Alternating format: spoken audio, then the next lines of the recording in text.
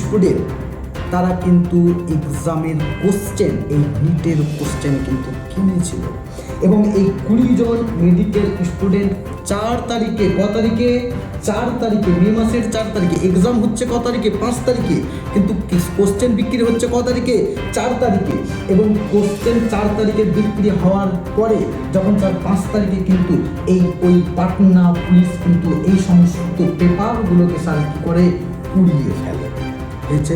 এবং 6 তারিখে টোটাল 13 জনকে কিন্তু পাটনা পুলিশ কী করে গ্রেপ্তার। এখন প্রশ্ন হচ্ছে, যদি পাটনা পুলিশ গ্রেপ্তার করেছে তার মানে কাহিনীটা হচ্ছে কিছু তো একটা গন্ডগোল আছে। এত কিছু তথ্য যখন পাওয়া গিয়েছিল নিট পরীক্ষা 5 তারিখে, কিন্তু কোশ্চেন বিক্রি হচ্ছে 4 তারিখে, তো এই কেন তার সঠিক তথ্য গ্রহণ করেনি?